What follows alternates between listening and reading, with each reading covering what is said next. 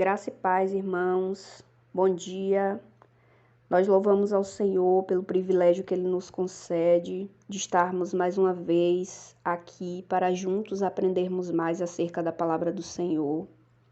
Hoje nós estaremos dando continuidade a essa série de estudos que estamos fazendo sobre a vida e a obra dos 12 apóstolos. Nós hoje estamos concluindo essa série de estudos com o apóstolo Judas Iscariotes. Semana passada nós vimos que tinha um outro Judas entre os discípulos, mas que não era o traidor, o Judas Iscariotes. Então, o título do nosso estudo hoje é esse: 12 homens extraordinariamente comuns, o apóstolo Judas Iscariotes. Lembrando que nós estamos utilizando como referência para esses estudos, primeiro a Bíblia, lógico, e depois o livro de John MacArthur, 12 homens extraordinariamente comuns. Eu espero que essa série de estudos tenha sido abençoadora para os irmãos, assim como foi para a minha vida. Assim como as demais lições, os demais estudos que fizemos acerca da vida dos 11 discípulos que estudamos anteriormente, o objetivo da lição de hoje, com o estudo do apóstolo Judas Iscariotes, é também entender, estudar os principais aspectos da vida desses homens, que eram homens comuns, homens que muitas vezes falharam, erraram, mas a partir do momento em que colocaram suas vidas diante do Senhor, eles foram perdoados, tratados e usados para a glória de Deus. Porém, com o apóstolo Judas Iscariotes, aconteceu algo diferente. Nós já conhecemos a história dele. Ele foi o traidor de Jesus. Ele não se arrependeu desse pecado que ele cometeu e ele acabou se suicidando. Então, o objetivo da nossa lição hoje é justamente refletir sobre o perigo de a gente andar com Jesus, mas não ter um compromisso profundo com ele.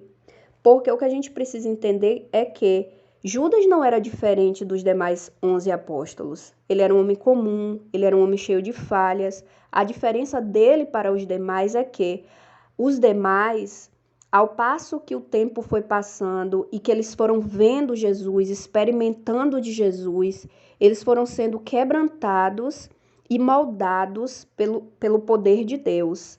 Porém, Judas não. Judas, ele andou com Jesus, ele viu os milagres de Jesus, ele ouviu os ensinamentos de Jesus, mas ele não se comprometeu com Jesus. Ele não teve um relacionamento íntimo, ele não teve uma conversão verdadeira diante do Senhor. Então, essa lição serve para a gente pensar nisso.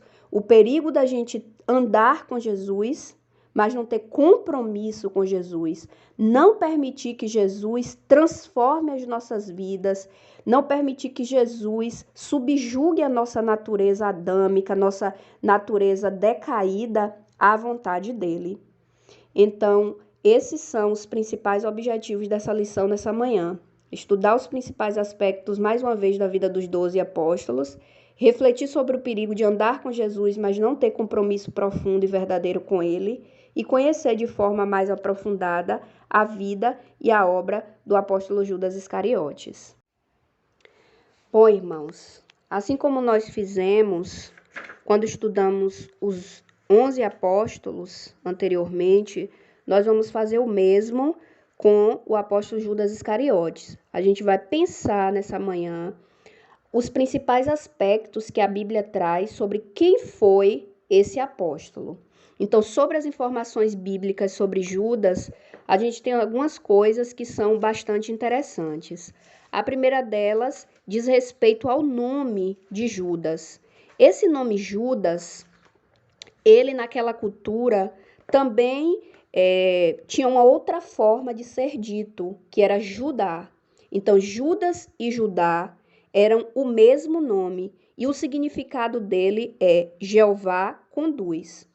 Essa informação é importante porque indica que provavelmente quando Judas nasceu, seus pais eram pessoas tementes a Deus e que colocaram esse nome crendo de que, de fato, Judas seria um homem conduzido por Deus.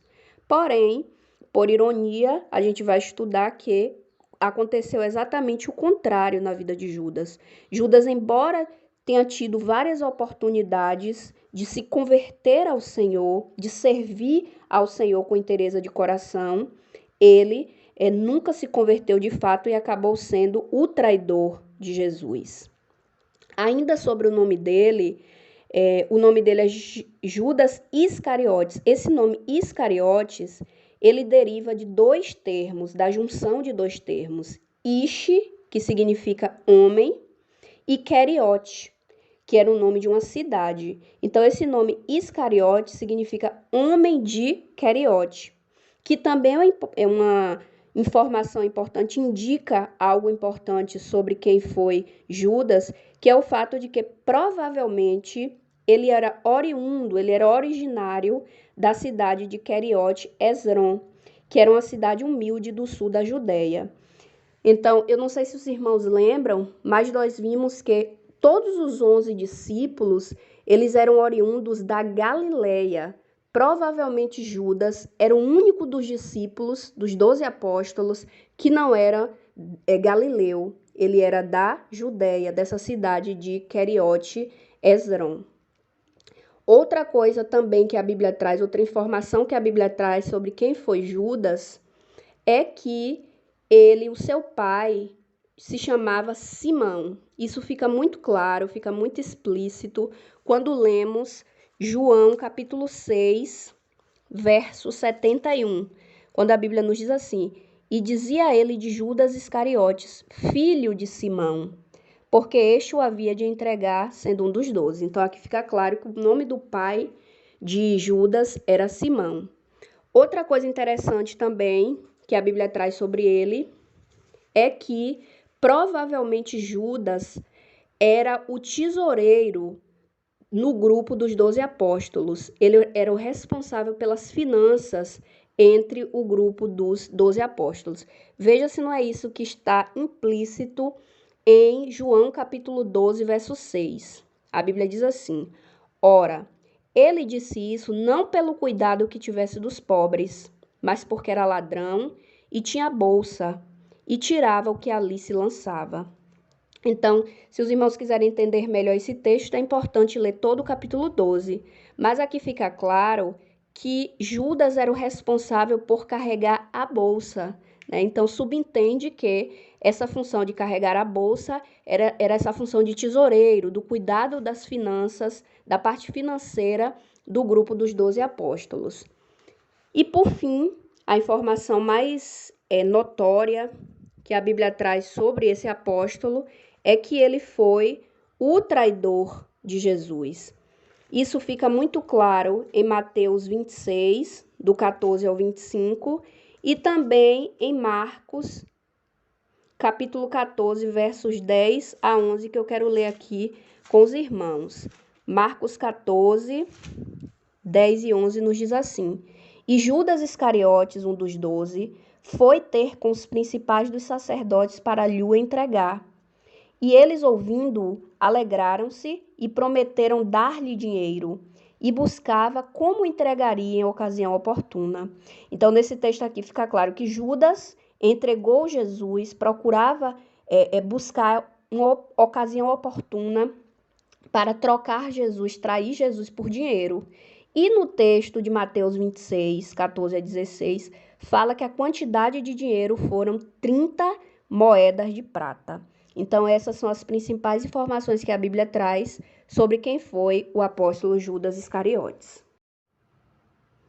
Sobre a personalidade de Judas, há também questões muito importantes para a gente refletir nessa manhã. A primeira delas, queridos, é o fato de que, assim como os outros discípulos que nós já estudamos, Judas também foi escolhido, obviamente, por Jesus, mas ele não foi forçado a seguir a Jesus. Provavelmente ele era um homem que tinha sua ocupação, tinha sua vida, Mas quando foi chamado por Jesus, porque a Bíblia não registra o chamado dele, como foi esse chamado, mas provavelmente quando Jesus o chamou, ele deixou tudo para trás e espontaneamente, por livre vontade, ele não foi pressionado, mas por livre vontade ele seguiu a Jesus. E durante os 3 anos do ministério de Jesus, né, provavelmente os discípulos passaram 1 ano e meio, mais ou menos, né, com o Senhor, vendo os sinais, as maravilhas que Jesus operava. Não sei se os irmãos se lembram, mas falamos aqui que o primeiro milagre público de Jesus, que foi transformar água em vinho em Caná da Galileia, todos os discípulos estavam presentes naquela ocasião e viram com os próprios olhos Jesus fazendo aquele milagre. E tantos outros. Jesus fez coxo andar, fez cego ver, operou inúmeros milagres e os discípulos, inclusive Judas, viram isso acontecer. Judas também, como os demais discípulos, ouviu muitos ensinamentos de Jesus, inclusive alguns deles falando sobre o perigo da ganância, do amor ao dinheiro, mas como por exemplo, quando Jesus proferiu a parábola do administrador infiel, né, que fala sobre essa questão. Então, Lucas 16, de 1 a 13. Quando Jesus falou sobre o amor ao dinheiro em Mateus 6, de 19 a 34. Quando Jesus falou contra a ganância, sobre o perigo de ser ganancioso, está lá em Lucas 13, de 13 a 21. O perigo do orgulho, da pessoa ser orgulhosa, está lá em Mateus 23, de 1 a 12. Então, Lucas ouviu, assim como os demais discípulos, muitos ensinamentos. Ele ouviu e viu, né, Jesus, o que Jesus fazia, viu que Jesus era Deus. Mas embora ele fosse um seguidor de Jesus, ele nunca teve uma conversão verdadeira. Ele nunca firmou um compromisso verdadeiro com Cristo. Ele nunca pôs em prática aquilo que Jesus pregava. Então, eis uma informação importante, porque já quando a gente traz isso para a nossa prática hoje, a gente percebe que mais do que ouvintes da palavra, mais do que espectadores de Cristo, porque muitas vezes a gente vai para a igreja, muitas vezes a gente até assume cargos na igreja, muitas vezes a gente é até ativista da obra, mas muitas vezes a gente não tem um compromisso verdadeiro com o Senhor da obra. Muitas vezes a gente não tem uma experiência pessoal de adoração, de humilhação, de prostração pessoal diante do Senhor. Então, muitas vezes a gente é seguidor, a gente é espectador de Jesus, como Judas era, mas a gente não tem um compromisso verdadeiro com ele. Então, é preciso a gente se examinar dia após dia e pedir para que o Senhor nos transforme, que o Senhor, como diz a própria palavra, nos sonde e nos conhece, que o Senhor veja se há em nós algum caminho mau, endireite-o e guie-nos pelo caminho eterno. Outra informação importante sobre a personalidade de Judas está contida em João 12, de 2 a 8, que demonstra que ele era um homem avarento e ganancioso. Então, além dele ser um homem que nunca teve uma conversão genuína, tinha um relacionamento superficial com o Senhor, ele também era avarento e ganancioso. Eu vou ler esse texto aqui de João 12, de 2 a 8, que diz assim: Fizeram-lhe, pois, ali uma ceia, e Marta servia, e Lázaro era um dos que estavam à mesa com ele. Então Maria, tomando uma libra de unguento de nardo puro, de muito preço, ungiu os pés de Jesus e enxugou-lhe os pés com seus cabelos, e encheu-se a casa do cheiro de unguento. Então um dos seus discípulos, Judas Iscariotes, filho de Simão, o que havia de traí-lo, disse: Por que não se vendeu este unguento por 300 dinheiros e não se deu aos pobres? Ora, ele disse isso não pelo cuidado que tivesse dos pobres, mas porque era ladrão e tinha bolsa e tirava o que ali se lançava. Disse, pois, Jesus: Deixa para o dia da minha sepultura guardou isto, porque os pobres sempre os tendes convosco, mas a mim nem sempre tendes. Então é importante a gente entender o contexto dessa passagem. A Bíblia relata aqui que depois da ressurreição de Lázaro e antes de Jesus, né, ter aquele episódio da entrada triunfal de Jesus em Jerusalém, Jesus e os discípulos voltam a Betânia, que era próximo a Jerusalém, e onde Lázaro e suas duas irmãs, Marta e Maria, moravam. E lá em Betânia, naquela cidade de Betânia, Jesus foi convidado por Simão o leproso, que Jesus havia curado, para um banquete, para uma festa, para uma ceia. Simão ia fazer essa festa, né, em homenagem, em gratidão a Jesus por aquilo que Jesus fez na vida dele. E durante a festa, enquanto Marta estava servindo as pessoas, Maria, num ato de adoração a Jesus, ela se prostra diante de Jesus e derrama sobre os pés de Jesus uma libra de bálsamo de nardo puro. E a Bíblia diz que Marta ungia, digamos assim, os pés de Jesus com unguento, com aquele nardo, e enxugava com seus próprios cabelos. Quando Judas viu aquilo, ele achou um absurdo. E ele disse, por que não vende isso aí por 300 dinheiros, né? Alguns estudiosos, né? Alguns teólogos falam que um dinheiro, que a Bíblia está se referindo aqui, equivalia a um salário, a um dia de salário de um trabalhador. Então, 300 dinheiros era praticamente um ano de trabalho, né, de uma pessoa.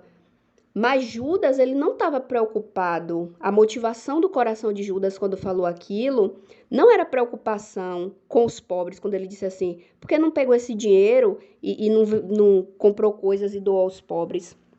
Mas ele era ganancioso e avarento. Ele se inflamou com aquele ato de Maria porque ela ia deixar de botar aquele dinheiro na sua bolsa. Isso fica muito claro no verso 6, quando diz assim, ora, ele disse isso não pelo cuidado que tivesse dos pobres, mas porque era ladrão e tinha a bolsa e tirava o que ali se lançava. Quer dizer, a preocupação de Judas era menos um lucro que ele ia ter, porque o que se colocava na bolsa, o dinheiro que se colocava na bolsa, que era para os discípulos, o sustento dos discípulos, ele roubava, né? Mas Jesus conhecia o coração de Judas e ele falou, não, deixa. Jesus poderia ter repreendido Judas, conhecendo a intenção do coração dele, envergonhado ele na frente de todos. Mas Jesus, ele é misericordioso e ele foi brando com Judas e não repreendeu de forma áspera na frente de todo mundo. Mas essa informação serve também para a gente pensar, trazer para os nossos dias, né? Porque um dos empecilhos de Judas de ter uma conversão genuína com o Senhor era porque ele amava demais o dinheiro. E a Bíblia diz que o amor ao dinheiro é o princípio de todos os males. Muitas vezes, muitas pessoas colocam o dinheiro no lugar de Deus na vida. O mamon, o dinheiro passa a ser o seu Deus, né? Então, muitas pessoas vendem sua fidelidade, muitas pessoas vendem seus princípios, muitas pessoas abrem mão do Senhor por causa do dinheiro. Então, é algo para a gente pensar nos dias de hoje, porque nada pode ocupar o lugar do Senhor nas nossas vidas. Então, que clamemos nessa manhã, que o reino do Senhor, que a primazia do Senhor, que o Senhor seja o centro e seja tudo, o Deus, o Rei, o Senhor das nossas vidas. Outro traço da personalidade de Judas, que a Bíblia nos mostra, é o fato dele ser falso e hipócrita. Isso fica muito claro em Mateus 26, do 14 ao 16, João 13, 10, Mateus 26, 22, que depois os irmãos podem ler em casa. Eu quero ler apenas esse texto de João 13, 10, que a Bíblia nos diz assim. João 13, verso 10. Disse-lhe Jesus, aquele que está lavado não necessita de lavar senão os pés, pois no mais todo está limpo. Ora, vós estáis limpos, mas não todos. Esse texto aqui, irmãos, é importante depois que os irmãos leiam todo o capítulo 13 de João. Essa ocasião aqui é aquela famosa ocasião de que Jesus lava os pés dos discípulos. Na última ceia, como forma de exemplo, de ensinamento acerca de humildade aos seus discípulos, Jesus pega uma bacia com água e vai lavar os pés de todos os discípulos, porque essa era uma tarefa indigna naquela cultura. A gente até já estudou aqui que eles não usavam sapatos, os judeus não tinham esse costume, eles usavam alpercatas, e como eles andavam muito em chão de barro, de terra, então ficava sujo. Então, quando eles iam comer, quando eles iam entrar numa casa, vinha um escravo, vinha um servo e lavava os pés. Então, essa era uma atividade considerada bastante indigna naquela sociedade. Mas, na ocasião da última ceia, enquanto os discípulos estavam discutindo sobre quem era o maior entre eles, Jesus pega aquela bacia de água e começa a lavar o pé de todos, demonstrando que era necessário nós nos humilharmos. Os menores serão os maiores, os últimos serão os primeiros no reino dos céus. Então, naquela ocasião, Jesus começa a lavar o pé de todos, inclusive o de Judas. Então, Judas sabia das motivações, das intenções do coração dele. Ele sabia que ele ia trair a Jesus, mas ele fica lá com a cara mais lavada, com a atitude mais hipócrita, mais falsa, se fingindo como um adorador, como um discípulo fiel de Jesus. Então, a hipocrisia e a falsidade era um traço da personalidade dele. É tanto que, se os irmãos continuarem lendo o texto e lerem também o texto de Mateus 26, a gente vai observar que, logo saindo daquela ocasião, Judas vai procurar aqueles que iriam dar suas 30 moedas para apontar, para sinalizar qual seria o lugar onde eles poderiam encontrar Jesus, que seria no Getsêmani, onde Jesus estaria orando. Então, era um homem extremamente insensível à voz do Senhor, um homem extremamente falso e hipócrita. E uma outra coisa que a Bíblia, outra informação sobre a personalidade de Judas que a Bíblia nos traz, é que não houve arrependimento. Não foi um homem que se quebrantou. Quando pecou, ele não se quebrantou diante do Senhor. Isso está lá em Mateus 27, do 3 ao 4, quando a Bíblia diz assim: Então Judas, o que traíra, vendo que fora condenado, trouxe arrependido as 30 moedas de prata aos príncipes dos sacerdotes e aos anciãos, dizendo: Pequei, traindo sangue inocente. Eles, porém, disseram: Que nos importa? Isso é contigo. Então, esses versículos mostram aqui que Judas já havia traído Jesus. Os soldados foram no Getsêmani, prenderam Jesus, e aí começa todo aquele processo de julgamento, condenação, crucificação de Jesus. Então, Judas, quando ele percebe o que ele tinha feito, que ele tinha trocado Jesus por 30 moedas, ele joga aquelas moedas fora, ele vai devolver antes, né, para aqueles soldados, aqueles príncipes dos sacerdotes e para os anciãos, as moedas, e eles disseram: não, a gente não quer mais isso não. Aí depois ele joga fora e se mata, se suicida. Isso está lá em Mateus 27, 5 e em Atos 1, 18 a 20, que relatam a forma que Judas se suicidou.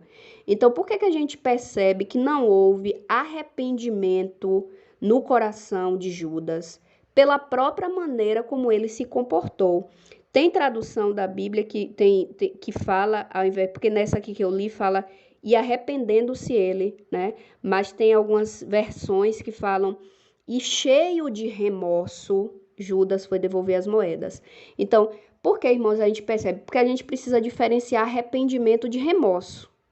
Arrependimento é quando há em nosso coração convicção de pecados, quando a gente reconhece que pecou, mas a gente muda o comportamento, a gente entende que pecou contra o Senhor e se volta para Deus. Toma atitudes de retomar, de ir ao encontro de Jesus. O remorso não. O remorso a gente percebe que errou, mas não passa disso. A gente não se volta para Jesus. E foi o que aconteceu com Judas.